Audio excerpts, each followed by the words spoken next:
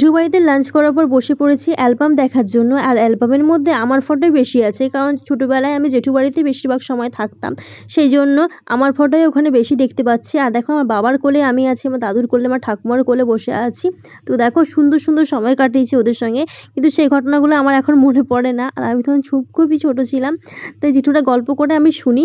আর দেখো এই ঘড়িটা কিন্তু অনেক বছর পুরনো আমার ঠাকুমার, সেটা জেঠুকে দিয়ে গেছে। দেওয়ার পিছনে অনেক কিছু কারণ আছে, সেই সব বাদ দাও, অন্য সময় না হলে অন্য ব্লগে শেয়ার করবো, তোমাদের যদি কেউ জানতে ইচ্ছে হয়। এই ঘড়িটার পেছনে অনেক ঘটনা আছে। জেঠুকে দিয়ে যায়নি, ও কাউকে দিয়ে যায়নি, কিন্তু মানে কি বলবো তোমাদেরকে, ছাড়ো বাদ দাও। এখন বলতে গেলে বলতে হয় আমাদেরকে যে জেঠুকেই দিয়ে গেছে। তারপরে দেখো চলে এসেছি এখানে আবার অ্যালবাম দেখতে।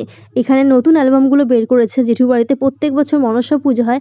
মনসা পুজোর সময় আমার ভাই যখন মানসিক শোধ হয়েছিল তখন এখানে ক্যামেরা করেছিল। তো সেখানে দেখো আমাদের সব ফটোগুলো দেখছিলাম, আর দেখে খুব হাসাহাসি করছিলাম। আর দিদি, জামাইবাবু আর দিদির ছেলে সবাই বসে আছে। আর দিদিরা নতুন বাড়ি বানিয়েছে বলে আজ জামাই ষষ্ঠী আগের দিন ইনভাইট করেছিল, গিয়েছিলাম সেখানে।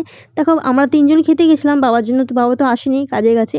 বাবার জন্য তো খাবার দিয়ে পাঠিয়েছে, আর খাবার নিয়ে বাড়ি আসতে আসতে সেই দুপুরে গিয়েছিলাম, আস্তে আস্তে সন্ধ্যে 6:30 হয়ে গেছে। বাড়ি আসার সময় রাস্তায় দেখো পুরো চারিদিক অন্ধকার হয়ে গেছে, তোমাদের সঙ্গে শেয়ার করে দিলাম।